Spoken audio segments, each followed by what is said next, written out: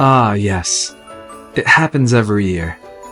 You get very excited about it as it gets closer to you, and you are very disappointed with how quickly it seems to pass.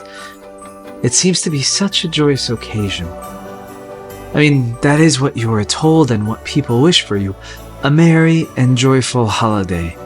Yes, lots of joy all around.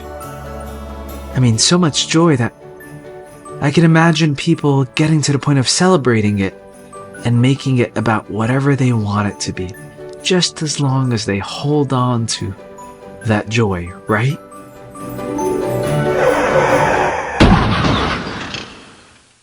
Wait a minute. How can we have joy without knowing why it's there? I mean, at that point, what are we even celebrating? Christmas. Also known as the start of the greatest, most heroic, and successful rescue mission of all time.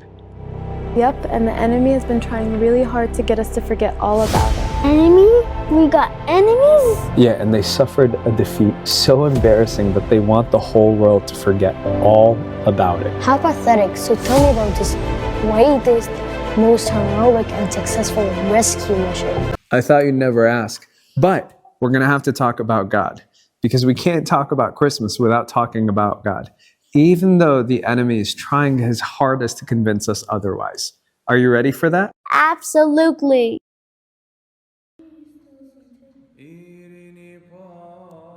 This sounds vaguely familiar.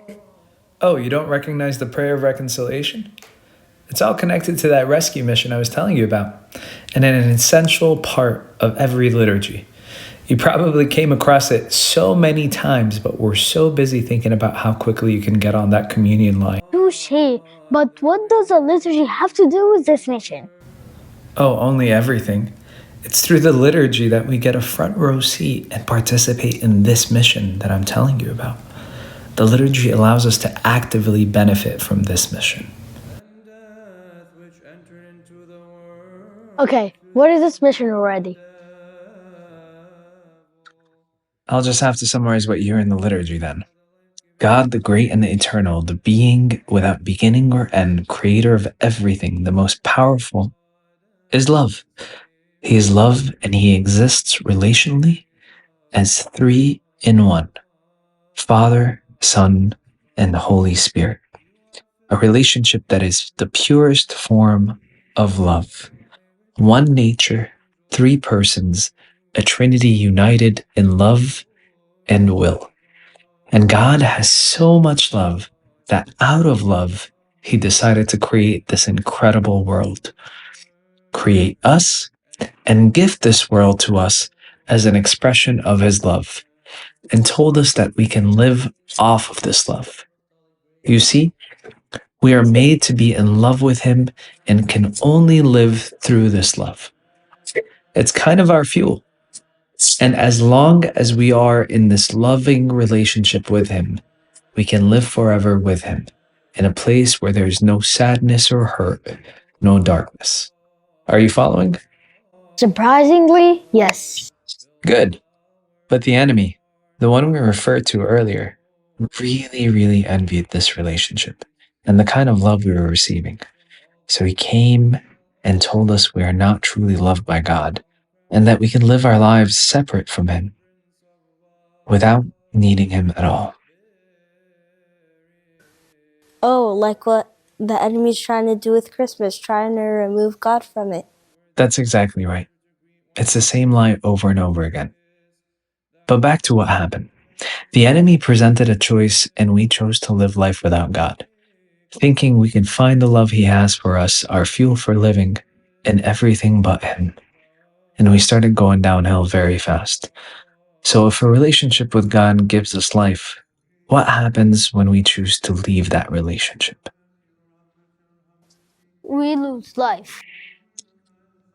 And we did lose life. But unlike us, God remained faithful with his love for us, and he was planning the secret mission all along, and gave messages to the few who tried to love him back with all their heart. He gave hints through the Holy Spirit, the third person in the Trinity, to what was to come on Christmas. Those hints and glimpses of what was to come we call prophecies.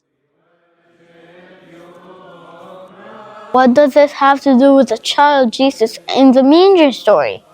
Oh, it's so much more than just a story, even though that's what the enemy wants you to think. You see, God Himself sent His Son, the second person in the Trinity, to reveal to us the love that we were missing in our lives. Secretly, He was reclaiming our hearts as our rightful King.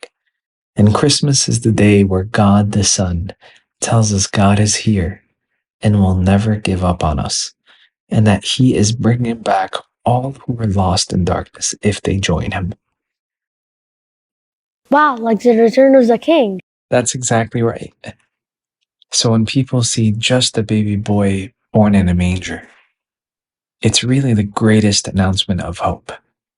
Hope that the King is here, and hope that the love that we thought we lost has arrived in person. Secretly, humbly, lovingly. None of the tactics that would ever be on the enemy's radar. Merry Christmas.